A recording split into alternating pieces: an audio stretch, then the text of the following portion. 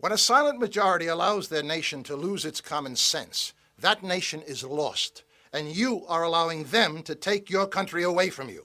Is it common sense to adore at the altar of multiculturalism? Read your world history. Not one nation has survived as a multiculture. It's the uniculture that is your strength. One country, one culture, one language. Is it common sense that 84% of the people want to make English the official language of America, but your majority political party espouses insanity, ignores the people, and says no?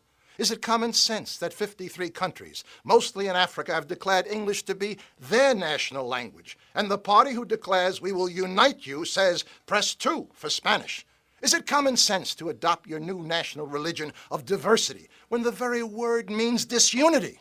We founded a country on similarities, not diversities. One country, one culture, one language. You cry out for unity, but is it common sense to continue to identify yourselves by your ethnicities and not your nationalism? White-America, Black-America, Chinese-America, Hispanic-American, gay and lesbian-American, the Black Caucus, the Hispanic Caucus, the Women's Caucus. You want unity? Change your language. Isn't it time, once again, we all became just plain Americans? Or is that too much common sense?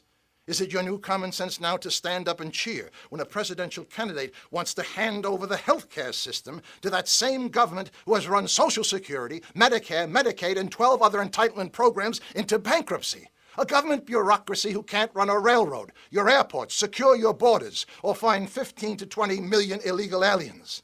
That same government that allows Islamic women to take their driver's license picture wearing a neck scarf covering their face because it offends their belief. What's next? Allowing the Ku Klux Klan wearing their hoods? Is it common sense to bankrupt the American Treasury?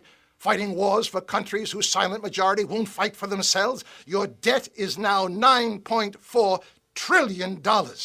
Is it common sense to continue to give away $9 billion of taxpayer money to unfriendly countries in foreign aid, including $2 billion a year to Egypt, who votes against the United States 80% of the time in the United Nations? All this while your own inner cities crumble. 40% of your high school graduates can only read or write at a 4th grade level. You have to import people from China and India for your high-tech industry because you haven't got enough smart people in America. And New Orleans and the flood victims of Iowa continue to be forgotten. This is madness. Lay down your misplaced global burden and rebuild America first. You can't support the world while neglecting your own country.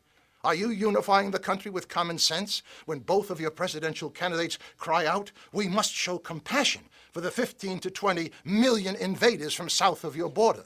But not one word of compassion for the overburdened American taxpayer who is forced to subsidize the invaders by paying over $250 billion of their hard-earned money to establish America as the welfare department of a failed, corrupt foreign country.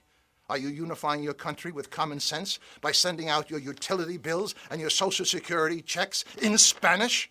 Legal and illegal immigrants have no incentive to learn your unifying language because you make it easy for them not to assimilate.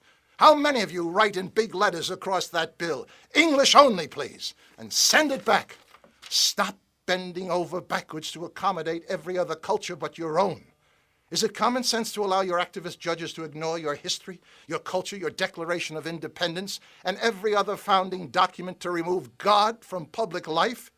And endowed by their creator with certain inalienable rights, their creator, not the ACLU, not the will of the atheist, or the anti-Americans that sit on the Ninth Circuit Court of Appeals in San Francisco. Separation of church and state, yes. Separation of God from public life, never intended by your founding fathers. Is it common sense that the very political party who claims to be the party of the people and shouts, we will bring change, consistently stops all common sense legislation to secure your borders, establish workplace verification, and stop taxpayer money for illegals? They call themselves progressive global thinkers. We had another word for them in 1776. We called them traitors. This happened all once before.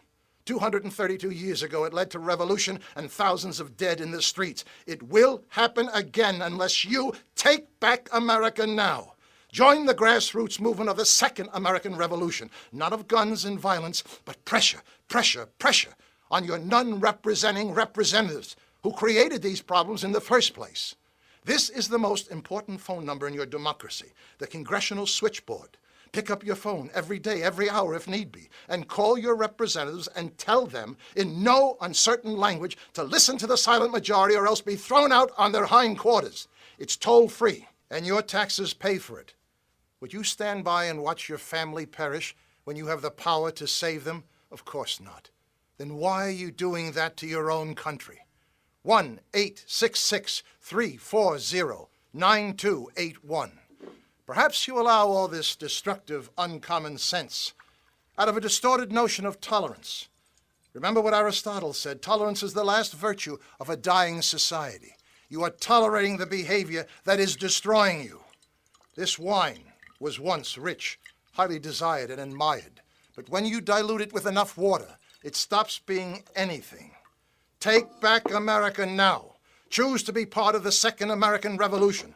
Pressure, pressure, pressure. No presidential candidate, no political party can save you now. Only an aroused citizenry will turn this uncommon sense around.